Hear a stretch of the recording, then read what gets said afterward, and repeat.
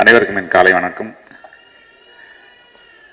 இந்த படத்தை songs record பண்ணிட்டு வந்தோன்னே சுசி எனக்கு போட்டு காமிச்சார்.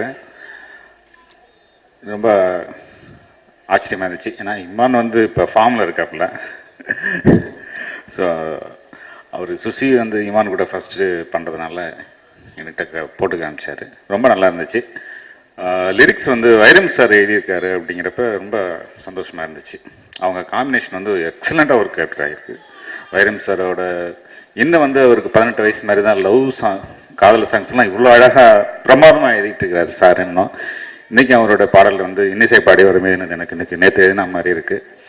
ஸோ லிரிக்ஸ்ன்னு எடுத்துகிட்டா சார் அடிக்கிறதுக்கு திரும்பவும் ஆள் இல்லை அப்படிங்கிறத அடிக்கடி ப்ரூவ் பண்ணிட்டு இருக்கார் வைரம் சார்.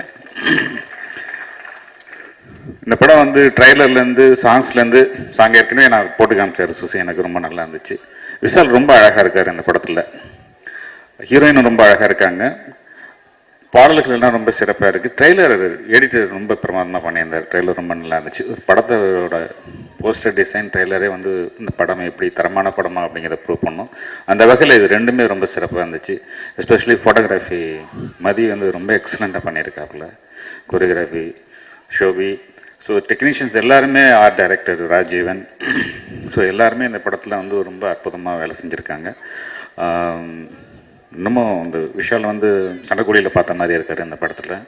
ஒரு இயல்பாக ஏதோ பக்கத்து வீட்டு கதையை கேட்குற மாதிரி இந்த போஸ்டர் டிசைன்ஸ், ட்ரெய்லர் எல்லாமே ரொம்ப சிறப்பாக அமைஞ்சிருக்கு இந்த படம். இந்த படம் வெற்றிக்கான அத்தனை அறிகுறியும் இருக்குது. இந்த படம் மிகப்பெரிய வெற்றியடைய வாழ்த்துக்கள். நன்றி.